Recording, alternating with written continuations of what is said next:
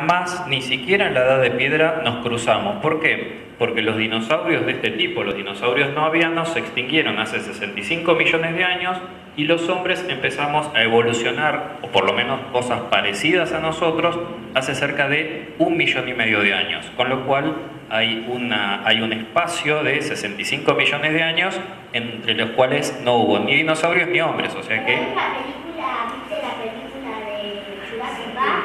Bueno, pero pensá que es una película de Hollywood, eso está armado. Lamentablemente... Dinosaurios y humanos. Pero acordate que ¿por qué estaban los dinosaurios ahí? Porque los revivieron con un experimento genético. Pero si no, no hubiesen estado. Están porque hay un experimento genético. Pero si no, ¿cómo hacían para revivirlos? Por ahora no podemos.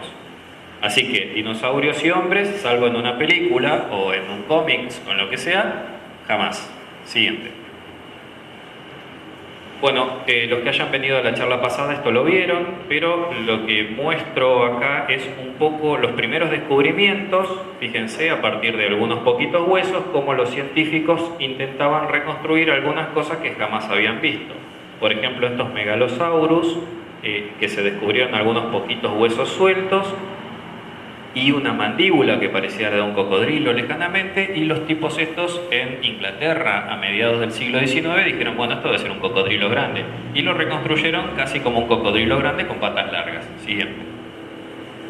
Hoy conocemos mucho mejor qué es un megalosaurio y qué es un terópodo de este tipo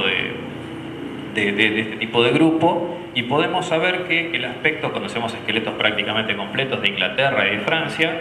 Y fíjense, el esqueleto es bien distinto de lo que se imaginaban en el siglo XIX, hace 150 años, y hoy sabemos que son dinosaurios con esta forma. ¿Esto significa que eran exactamente así?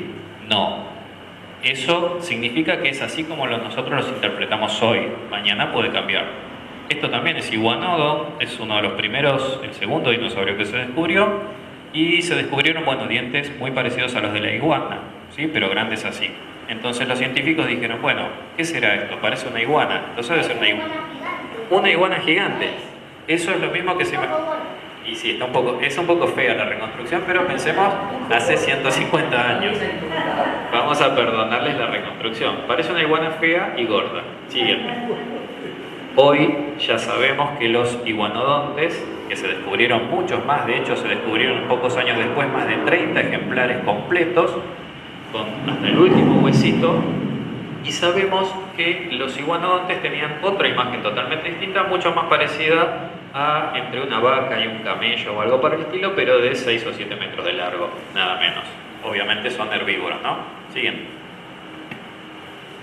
Así que fíjense cómo cambian las interpretaciones de la ciencia de los dinosaurios, en este caso, en mediados del siglo XIX y en finales del siglo XX. Piensen que nosotros somos del siglo pasado.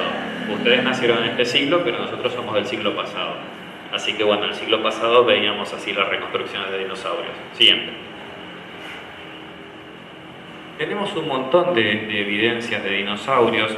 Fíjense, después vamos a volver un poquito sobre esto. Estas son, por ejemplo, algunas evidencias que no tienen que ver con huesos. Acá, estos son fósiles también, pero no tienen nada que ver con huesos. En este caso son huellas de dinosaurio que quedaron impresas en el barro o en la arena y se fosilizaron de esa manera. Fíjense que algunas son muy, muy grandes. Ahí se puede ver el nene. Dentro de una huella de saurópodo, e incluso después les voy a mostrar también caminos completos con huellas de dinosaurio. Siguiente. Ahora, el tema es, normalmente se dice que los dinosaurios son solo cosa de chicos. Yo no creo que sean solamente cosas de chicos, porque sí creo, estoy convencido de eso y lo uso a nivel educativo. En realidad los dinosaurios y la paleontología es la puerta de entrada de la curiosidad tanto de los chicos como de los adultos al mundo de la ciencia, al pensamiento científico y a las ideas científicas, ya no solamente de paleontología, sino de cualquier ciencia, ¿sí? Por eso para mí los dinosaurios son muy útiles para poder despertar esa imaginación. Siguiente.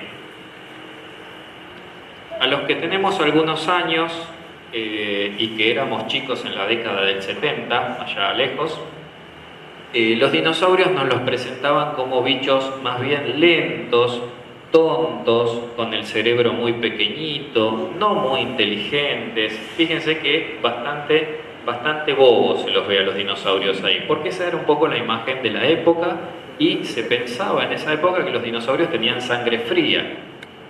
Los animales que hoy conocemos de sangre fría son los reptiles, y los reptiles en general son lentos y no muy inteligentes. Entonces, por definición, los dinosaurios se suponía que tenían sangre fría, entonces eran tontos, lentos y no demasiado iluminados.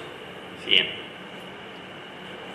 Más adelante, después de los 70, hubo varios descubrimientos donde los dinosaurios, digamos que ganaron un poquitito más de fama. ¿Por qué? Porque se hicieron determinados descubrimientos acerca de su fisiología y de su metabolismo, donde se creía que podían tener cerebros un poquito más grandes, podían tener sangre caliente y eran más inteligentes y más activos, casi como un pájaro. Lo cual vamos a ver más adelante que sí es bastante probable. No creo que tan inteligentes como estos, pero seguro que eran bastante más inteligentes que los anteriores. Siguiente.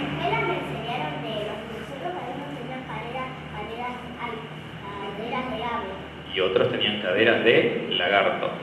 Los de ave eran los ornitisquios, ¿sí? Exactamente, y saurisquios. Ahora les voy a mostrar acá, miren este tremendo árbol filogenético, para mostrarles de que no hay solamente 2 o 3 tipos de dinosaurios, sino que hay muchísimos grupos de dinosaurios. Los que recién decía ahí el compañero son todos los de este lado, que son los ornitisquios, los de cadera de ave, y todos los de aquel lado son ahora vamos a ir viéndolos en detalle, son los saurisquios o cadera de lagarto. Fíjense la cantidad de tipos distintos que hay, y este árbol lo que representa son las relaciones de parentesco de quién es primo de quién dentro del mundo de los dinosaurios. Y esto está resumido, hay más grupos todavía dando vueltas. Y después, si ustedes se fijan allá, van a ver los de cuello largo, los saurópodos, van a ver los terópodos también dando vueltas por ahí, que son los de los carnívoros, los más fieros. Y si se fijan en la última ramita por allá, van a ver algo más conocido y del mundo actual. ¿Qué ven ahí? Una libélula y pájaros. Pájaros sobre todo. Libélulas puede ser que se le haya comido el pájaro recién, pero es el pájaro, ¿sí? Los pájaros, les voy a mostrar que no solo son descendientes de los dinosaurios, sino que técnicamente son dinosaurios.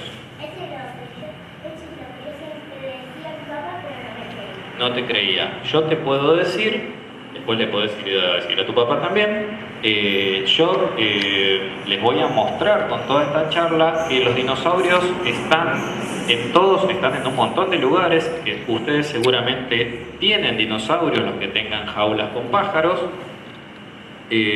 han comido dinosaurios cuando comen un pollo, por ejemplo. Un pato están literalmente comiendo un dinosaurio. Eso que están comiendo es carne de dinosaurio. Técnicamente lo es así. Es decir, que los dinosaurios técnicamente no se han extinguido. Se han extinguido muchas ramas, pero algunas ramitas todavía quedan y están floreciendo porque son bastante exitosos. Piensen que hay más de 10.000 especies conocidas de aves, así que son bastante exitosos. Ahora, ¿y los dinosaurios están vivos? Siguiente. Sí, están vivos. Entonces, Susana Jiménez sí tenía razón cuando dijo, muy sorprendida, ¿un dinosaurio vivo? Sí. A pesar de que nosotros podemos no creerle, ella tenía razón, sin quererlo obviamente, muy lejos de quererlo. Nos mostró que los dinosaurios están vivos y podemos verlos simplemente saliendo a la calle o mirando por la ventana. Vamos a ver desde un gorrión hasta una paloma, un pollo o el ave que sea, y vamos a estar viendo dinosaurios, y ahora se los voy a ir mostrando. Siguiente.